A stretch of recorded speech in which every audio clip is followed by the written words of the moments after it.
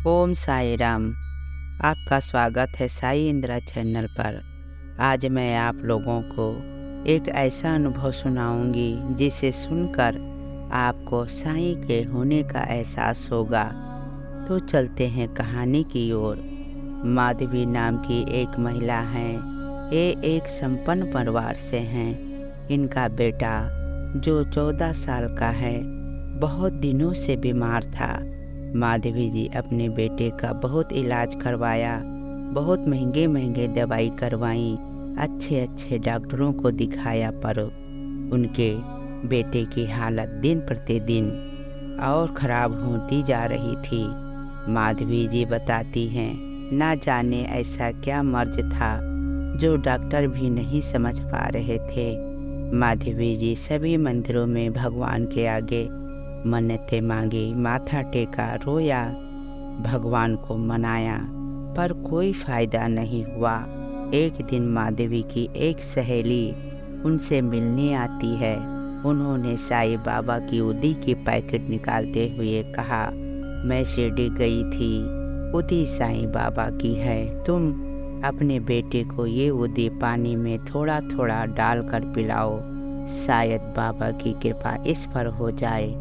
और माधवी ने वैसा ही किया। थोड़ा थोड़ा उदी पानी में डालकर 1-2 बार बेटे को पिलाया और बाबा की महिमा देखो, उनके बेटे की तबीयत में थोड़ा सा सुधार हुआ। अब माधवी साईं मंदिर भागी भागी जाती हैं और बाबा के आगे हाथ जोड़कर विनती करती हैं, बाबा मैं बहुत परेशान हूँ। मैंने अपने बेटे की बहुत इलाज करवाया, अच्छे अच्छे डॉक्टरों को दिखाया, पर कोई फ़ायदा नहीं। मैंने बहुत पैसा खर्च कर दिया। बाबा आप मेरी पुकार सुनो। मैंने मंदिरों में जाकर भगवान के आगे बहुत विनती की हूँ, रोई हूँ, पर किसी ने मेरी नहीं सुनी।